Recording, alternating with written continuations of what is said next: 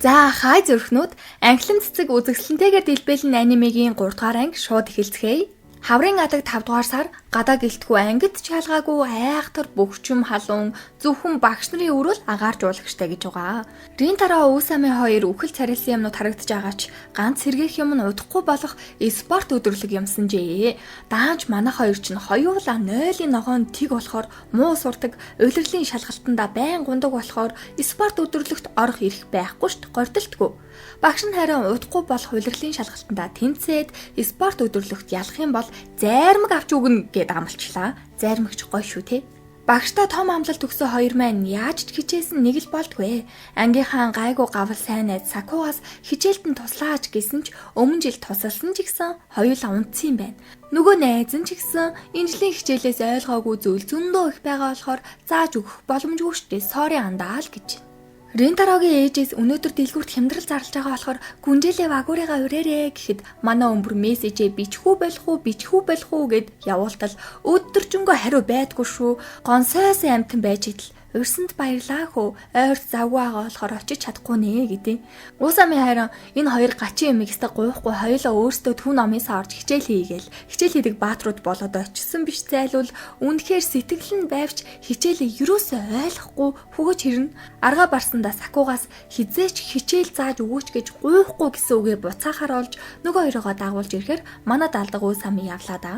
Энэ үеэр гаднаас хоёр охин номын самд орж ирэхэд суудалгүй. Үүнийг нь анзаарсан сайхан сэтгэл Ринтаро маань суудал тавьж өгөөд гарах гэтэл яг л гүнжээлээ вагуурыгийн хоолой мөн шүү. Нууцаар хартал хөөлх юм хичээлээ хийж байгаа юм байна.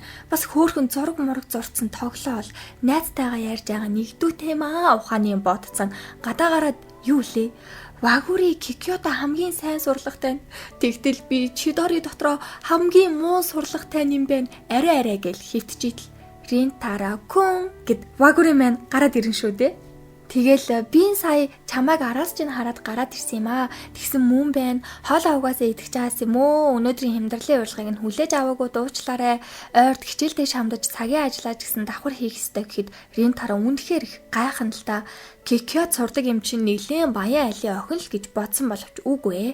Вагури маань Кикёт тэтгэлгээр сурдаг учраас хичээлдээ маш их хичээдэг, сургуульдаа үргэлж нэгдүгээрт жагсд юм байна. Бүр хичээлээ хийгээд нойр дутуу хичээл дээрээ нойр нь хүрээд авах юм бол өөрийгөө чимхэж сэрээдэг. Ринтаро вагуригаар үнэхээр их бахархахын зэрэгцээ завтаа үедээ өөрт нь хичээл заагаад өгөөч, улирлын шалгалтанд унмааргүй байна, энэ хിവэрэ баймааргүй өөрчлөгдмөр байна гэх мэдрэмжээ арай ядан хэлнэ. Манай хоёрыг ярилцаж байхад вагуригийн найз Субару нэрээд нэлээд ширүүн хараад Чидори сургуулийн хэзээ ахиж манай Карукад битгий ойртоор чамити манай найзтай бараг ярих ирэхгүй гэж авдیں۔ Яаж итэл яг энэ үеэр Усами Саку аятаагаараа хүрээд ирнэ.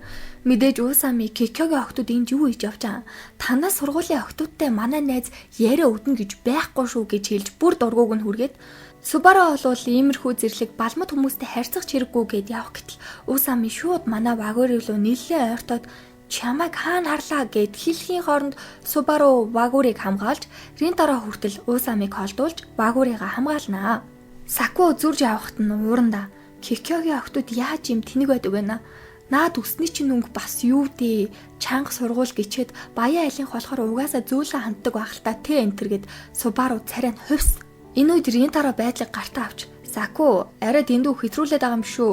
Энэ жижигхэн охин дээр сургуулийн үүдэнд байсан охин бид нар айлгсан болохоор би яриа өдөж уучлалт гуйсан төдий гэж ашгүй нэг байдлыг эмх цэгцэнд нь оруулаад Усамич тэр үед эвгүй зан гаргасан болохоор вагуригаас уучлалт гуйна, вагури ч гэсэн уучлалт гуйгаад ашгүй нэг юм гайгүй өнгөрлөө. Субару Ринтаро хамгаалсан болохоор вагуригаас ямархуу залуу гэдгийг нь асуухад үнэхээр нийлдэг сайн хүн шүү гэхэд ичингээрээс ч байх шиг яг гэдэг нь тий. Орой олж Ринтаро маань гэртээ гийвэрдэг байсан бол хичээлээ хийсэр. Гэхдээ яаж хичээгээд алдаад ойлгохгүй. Тэгсэн вагури маань шууд залгаад хоолойн бүр амар хөөрхөн чичрээд өнөөдөр нөгөө найз маань эвгүй зан гаргасан бол бас чамайг худлаа илүүлсэн дуучлаарай гэдэл. Хичээлээ хийжсэн Ринтаро маань юу хичээл баярлаад тэгээ бүр Ринтаро чи намайг өмөөрөхөд үнэхээр дог байсан шүү гэд хэлчдیں۔ Бүр ичээд улаагаад сүйдээ. Бас Ринтаротой ойрт хүндэтгэлгүй харьцаад ах шиг надад санагдаад би нэгмөө бекерийг өөрчлүүлэгч ээж ингэж харьцаад гэхэд Ринтаро маань дотроо би л Вагуритэй дотн болоод байна гэж бодсон юм гэж юу гэж ханалсан байдалтай. Гэхдээ Вагури чи цаашдаа надтай хүндэтгэлгүй харьцаж болно гэд таслалцдаг.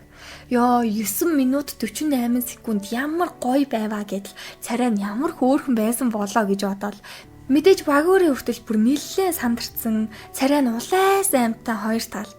Ингээд манай хоёр хагасын өдөр болгон уулзаж хичээл хийхээр болсон. Нөгөө талд Субару Вагуритай хамт жоохондоо дараалсан зургаар ширтсээр ингээд 3 дугаар анги дуслаа гэж. Ёо хурдан дараагийн анги нь гараасай гарангуут нь мэдээж шууд ярьж өгнө.